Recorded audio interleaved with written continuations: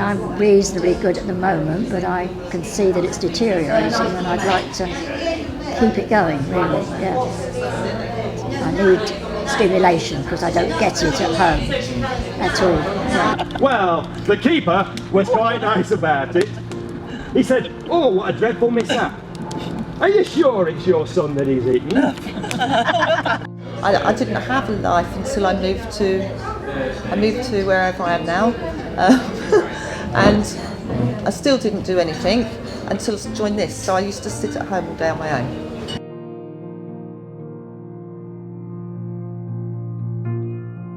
The Golden Ticket pathway is really all about keeping patients closest to home and letting them being supported by the people that they know best. So that starts at the very beginning with the patients coming to see their GP with any concerns they might have about their memory.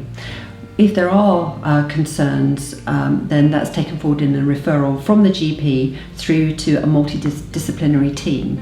At that stage, the patient is holistically assessed in their own home, and recommendations are made whether around a diagnosis or not, and other inputs that might be required at that stage, because it's a perfect opportunity to look at that person and assess what's going on in their life. After that, all the reviews would be done at the GP practice, and if there are any problems along the way, which we call blips, they would be seen in the GP practice, and the GPs would be supported all the time by the mental health specialist teams. So everybody's very much owned the project and taken this on board. The fact that they had a golden ticket meant it wasn't embarrassing for them, and we felt very confident with what we were doing. We have been involved with the golden ticket since the very beginning, and the joy of it is that they've brought health and social care together, so that from a social care perspective we can work with our families, both the carer and the cared for. Things are organised for us that are nothing to do with having dementia, really, and I sometimes forget that I've got any kind of dementia.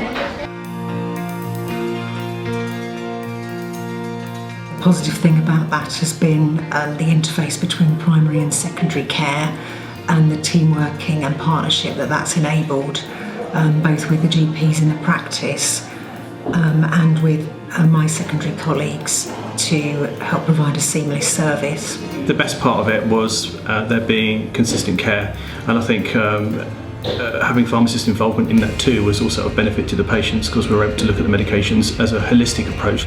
I've seen them from their diagnosis and then all the way through, really, so I can actually see how they've changed. A lot of them, when they first start, well, some of them are devastated and frightened, and others are quite accepting.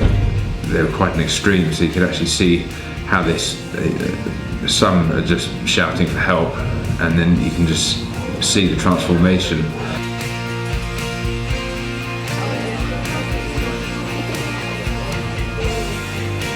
I didn't realise it was about, but being involved was quite interesting. Let's see, going up building this wood. Well, I met a lot of people I would never have met before. And some of those people there know how to talk to us, and they don't talk to us as if we're funny little animals that speak a different language. They talk to us as if we are human beings. When I go to that exercise class, I forget that I've ever had a little problem of so-called dementia. It's been built on love. That's what I always said. Built on love and respect and valuing people.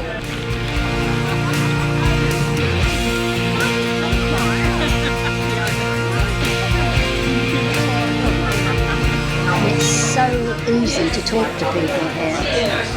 Everybody is the same, so you don't feel embarrassed.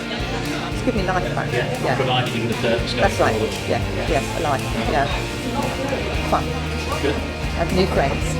I ceased to be quite so introvert, and I've got something to look forward to nearly every day.